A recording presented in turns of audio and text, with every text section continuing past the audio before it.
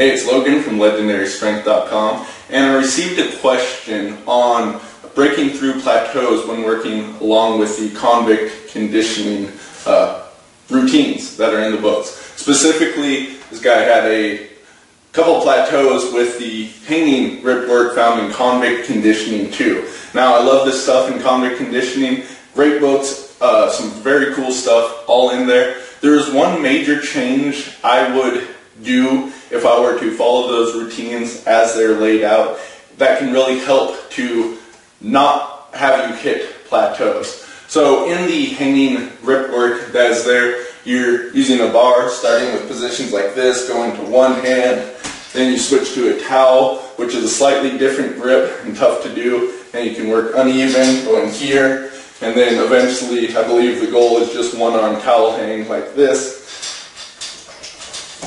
right there. So the idea as it's laid out in both the Convict Conditioning books is there's a number of different steps you go through. You start with one step. Once you get to a certain level on that, you move on to the next step. And this is good, except it's not quite a linear form of progression, but it's pretty close. And I find that by working with different intensities of the exercise, which will also then change the volume, you're going to get much better results in the long run and stop yourself from hitting plateaus. So let's say you are moving from, I believe it's a one-arm bar hang, I'd have to go through the book again, and you're here and you work up to that level, and now you're moving to the towel hang, where you're hanging on both hands here. And there may be some different steps.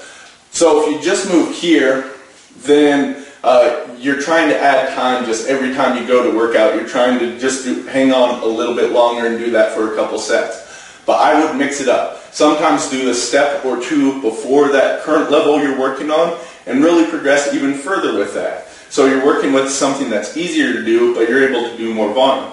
And sometimes work harder. So you can switch to doing the offset different ones here. And when you do this, you're not going to get very far if this is your main level. But when you do this and come back to the normal hold, it's going to be much easier to do.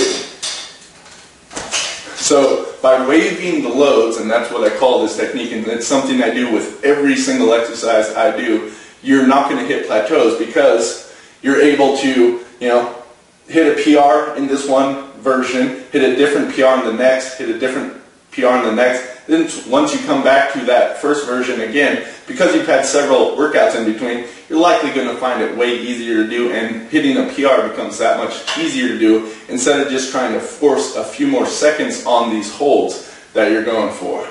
So these are my tips on how to break through plateaus when working with Convict Conditioning stuff. And we're talking specifically here because that was the guy's question, but this would work with any of the exercises found in there. Also, any exercises in general. Like I said, this is something I do with everything that I do.